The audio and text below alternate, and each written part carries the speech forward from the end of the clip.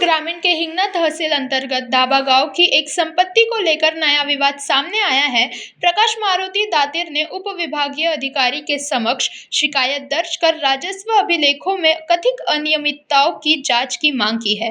शिकायत के अनुसार उनके पिता स्वगिरी मारुति जागोबाजी दातिर ने अपनी स्वयं की खरीदी हुई संपत्ति का पंजीकृत विसायतनामा प्रकाश दातिर और उनके बड़े भाई गणेश दातिर के नाम किया था।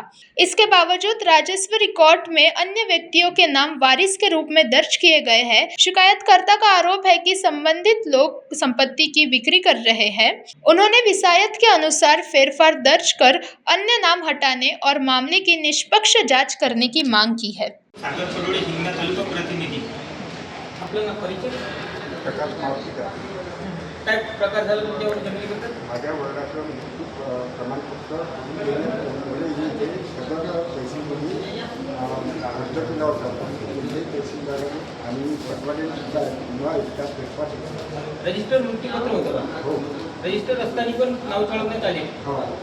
मतलब ज्या अधिकाऱ्यानं मंडळ अधिकाऱ्यानं जेव्हा फेरफार घेतला त्यांना शहानिशा नाही केली असं तुमचं म्हणणं आहे? शहानिशा न करता त्याने नाव चढवण्यात आलं. याबद्दल आपण काय करणार सामोरं मी आता एलटीओ साहेबांकडे जाणार आहे. तिथे रिपोर्ट करा. हो का? आणि हे पेपरमध्ये तुम्ही सांगितलं की पेपरमध्ये काही बातमी आली आहे बा म्हणून ती जमीन विकली बा म्हणून याचा काय प्रकार आहे? ह्या माझ्या बहिणीनं 2 एकर जमीन त्यातली विकल्या गेली असते. हे कुठून नोटीस पाठवली आहे. 2 एकर शेती पण 2 एकर शेती म्हणजे विकल्या गेली त्याच्या हिच्यावरची. पण तुमच्यापासून मृत्यूपत्रात किती लोकांनी शेती दिली होती? 2 लोकांना. रजिस्टर मृत्यूपत्र असताना की पटवाडी आणि मंडळ अधिकाऱ्यांनी ह्या घोड हिंगणा तालुक्यात केला आहे असं तुमचं म्हणणं आहे? शेतकरी संघटनेचे लक्ष्मण काका घोगवे आपल्यासोबत आहेत.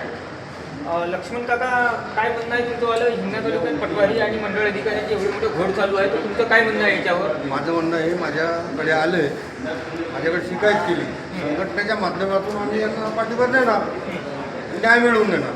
शेतकऱ्याला तुम्ही न्याय मिळवून देणार? मिळवून देणार म्हणजे सवाल.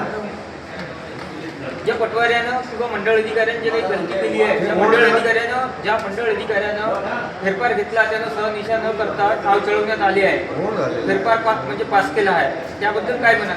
त्याबद्दल आम्ही तहसीलदाराला एलटीओकडे जाऊ, त्यांच्या पाठीशी आपण हा शेतकरी संघटन पाठीशी आहे, त्यांना न्याय मिळवून देऊ. तुम्ही शेतकऱ्याच्या पाठीशी हा असं तुमचा ठाम निश्चित आहे आपला. आणि सगळ्या कर्मचाऱ्यांना मालूम आहे शेतकरी संघटनेमध्ये कोणत्या कामामध्ये भाग घेतात.